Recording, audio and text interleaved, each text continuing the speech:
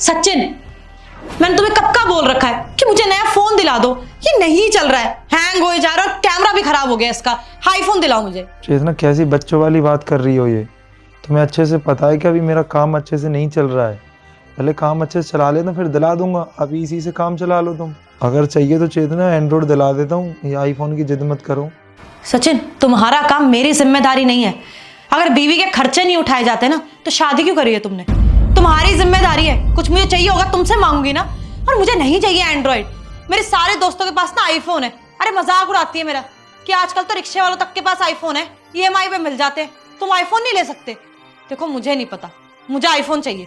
चेतना, अब तुम मेरी गर्लफ्रेंड नहीं हो, बीवी हो, तो तुम्हें सारी सिचुएशन समझनी चाहिए। तुम्हारे पति का यहाँ बिजनेस में लॉस हो गया और तुम्हें आईफोन की पड़ी है। आ जाएंगे पैसे, में दिला दूंगा ना, मैं मना थोड़ी कर रहा हूँ कोई। थोड़ा समझो। सचिन, मुझे नहीं समझना है, लेकिन अब तुम एक बात समझ लो। एक हफ्ते के अंदर या तो आईफोन लेके आओ या तो मैं पापा को बुला लूंगी और तलाक दे दूंगी तुम्हें। सचिन, बहुत हो गया। अब मुझे तुम्हारे साथ नहीं रहना है। बुला लिया मैंने अपने पापा को, उनके साथ घर जाऊंगी अपने। आ गए पापा। आ गए पापा। हाँ, कहाँ है दामाद बाबू?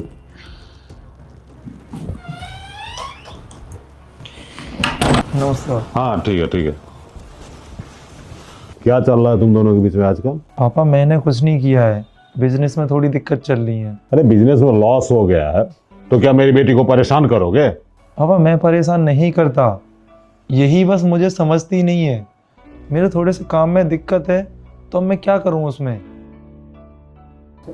बिटिया बैठ।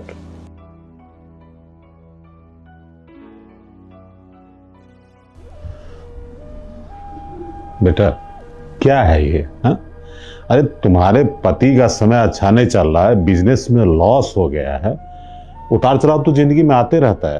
तो इतनी छोटी सी बात पे तुमने मुझे कॉल करके बुला लिया, ये कह के कि तुम अपने पति से तलाक ले रही हो, ये क्या तरीका है?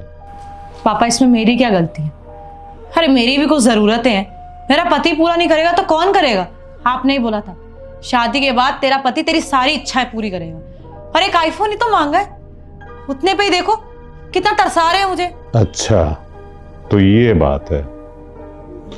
बेटा तुझे याद है ना, हमारा भी बिजनेस एक बार साफ खत्म ही हो गया था। अगर उस समय तुम्हारी मम्मी सेम टू सेम वही व्यवहार करती जो तुम अभी अपने पति के साथ कर रही हो, तो आज हमारा परिवार रहता। अरे तुम्हारी मम्मी भी बहुत अच्छी थी, वो चाहती तो मुझे बुरे वक्त में छोड़ के किसी पराये मर्द का हाथ थाम सकती थी, लेकिन उसने ऐसा नहीं किया। उसने विपरीत परिस्थिति में मेरा साथ दिया, मेरे हर एक कदम पे उसने समर्थन किया, तब जाके आज मैं इस मुकाम पे पहुंचा हूं कि समाज में मेरी मान प्रतिष्ठा है। और जरा सी तेरी जिंदगी में उतार चढ़ाव क्या आ गया, पति का बिजनेस फॉल क्या हो गया, तो इसको छोड़ने के बारे में सोचने लगी। और बिटिया, शादी के रिश्ते ऐसे तोड़े नहीं जाते हैं। अरे अग्नि के 7 फेरे तूने लिए थे, 7 जन्म निभाया जाता है एक दूसरे का साथ। और तुम इस जन्म में हल्की सी परेशानी आई तो विचलित हो गई। बिटिया, पति पत्नी का रिश्ता कोई मामूली रिश्ता नहीं होता है। ये 2 खानदान एक होते हैं रिश्ते से, और दोनों परिवार का इज्जत एक हो जाता है। अगर तू अपने पति को डाइवोर्स कर देगी तो तुझे क्या लगता है सचिन संभल पाएगा? और इसको अगर कुछ हो गया तो तुझे क्या लगता है तू अपनी ज़िंदगी में बहुत खुश रह लेगी? बिल्कुल नहीं बिटिया। देख, तूने इसके साथ शादी की है, बुरे वक्त हर एक की ज़िंदगी में आता जाता है, लेकिन उस बुरे वक्त में एक दूसरे का साथ देना चाहिए। अब तू टेंशन मत ले। अगर पैसे की दिक्कत थी तो मुझे बोल देती, मैं 5-10 लाख रुपया दे देता। और सचिन बेटा, दामाद भी बेटे जैसा ही होता है। अगर तुम्हारे बिजनेस में कोई उतार चढ़ाव आया या लॉस आया तो तुम अगर मुझे अपना समझते तो तुम मुझे बता सकते थे अपनी परेशानी। कम से कम जीवन में ये करवाहट तो नहीं आती। पापा, काम मेरा है, ऐसी बातें अच्छी थोड़ी लगती हैं। अब आपको ऐसे पता चलता कि आपके दामाद और बेटी थोड़ा भी काम में दुखी चल रहे हैं तो अच्छा थोड़ी लगता है। तो इसलिए मैंने बताया नहीं कि मैं खुद हैंडल कर लूँगा, मेहनत एक्स्ट्रा मेहनत करके थोड़ा कर लूँगा बिजनेस में प्रॉफिट। पर पापा, नहीं हो पा रहा मेरे से अब। और पापा मैं इसको नहीं बोल रहा कि ये बाहर जाके काम करे, ये थोड़ा मुझे समझे और मेरा साथ दे। बाहर मैं इतना परेशान रहता हूँ, ये मुझे संभाले, और इससे मैं कुछ नहीं चाहता हूँ। देखो सचिन बेटा, अब तुम्हारी कोई भी समस्या सिर्फ तुम्हारी नहीं है, क्योंकि तुमसे मेरे बेटी की जिंदगी जुड़ी हुई है। अगर तुम दुखी रहोगे तो मेरी बेटी दुखी रहेगी। इसलिए मैं जो कहता हूँ वो सुनो। देखो,